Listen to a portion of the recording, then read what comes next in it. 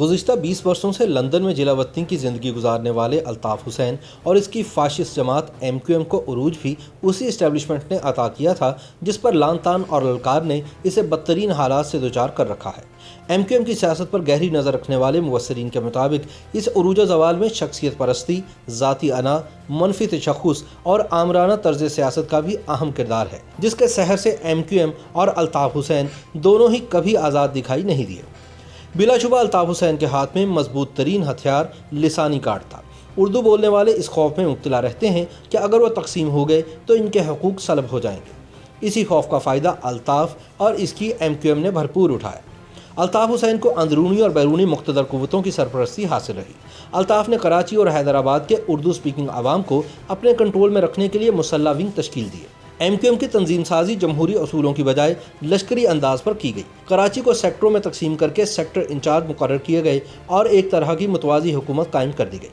بیرونی قوتوں کی خوشنودی اور حوث زر کے لیے بھتہ خوری اور ٹارگٹ کلنگ کا آغاز کیا گیا۔ الطاف نے اپنی جماعت کو ایک فاشسٹ تنظیم کی طرح چلایا جس کا اصل مقصد اردو بولنے والوں کو لسانی خوف کے ساتھ جسمانی خوف میں بھی مبتلا رکھنا تھا۔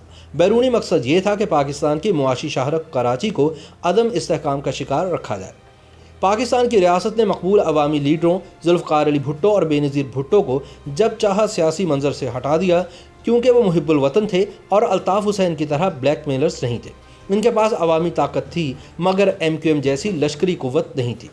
پھر وقت بدلا۔ 22 اگست سن 2016 کو MQM کے بانی الطاف حسین کی ایک تقریر ٹی وی چینلز پر نشر ہوئی جس میں اس نے جرنیلوں کے نام لے کر مغلظات بکیں۔ اس تقریر سے طے ہو گیا کہ اب ملک کے سیاسی منظرنامے میں الطاف حسین اور اس کی جماعت MQM کی فی الحال کوئی جگہ نہیں رہی۔ اس روز 3 نجی ٹی وی چینلز پر MQM کی جانب سے حملے بھی ہوئے۔ ان دنوں کراچی پریس کلب پر MQM کے رہنماؤں کی بھوک ہڑتال بھی جاری تھی، لیکن اس واقعے کے بعد جب MQM رہنماؤں کی پکڑ دھکڑ کا سلسلہ شروع ہوا تو اس وقت کے ڈپٹی کنوینر فاروق ستار سمیت پاکستان میں موجود MQM کے رہنماؤں نے الطاف حسین اور اس کی پاکستان مخالف تقریروں سے لا تعلقی کا اعلان کر دیا۔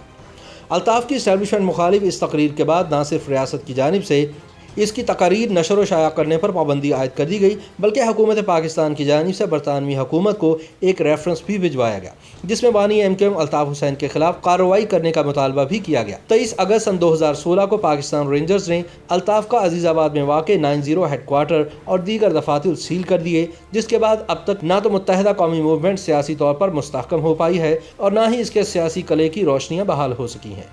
اس واقعے کے کچھ ہی عرصے بعد MQM کے ٹکڑے ہونا شروع ہو گئے، حالانکہ وہی جماعت تھی جو کسی زمانے میں ملک کی تیسری بڑی سیاسی پارٹی ہوا کرتی تھی، اور سن 1998 کے بعد پاکستان کے وفاق میں قائم ہونے والی کسی بھی حکومت کا ان کی حمایت کے بغیر قائم ہونا یا اپنا وجود برقرار رکھنا ناممکن سمجھا جاتا تھا۔ مبصرین کا ماننا ہے کہ الطاف حسین اور اس کی MQM کو عروج بھی اسی فوجی اسٹیبلشمنٹ نے عطا کیا تھا جس پر لان تان نے اسے زوال سے دوچار کر رکھا ہے۔ علاوہ ازیں اس عروج و زوال میں شخصیت پرستی، ذاتی انا، منفی تشخص اور آمرانہ طرز سیاست کا بھی کردار ہے، جس کے سحر سے MQM اور الطاف حسین دونوں ہی کبھی آزاد دکھائی نہیں دیے۔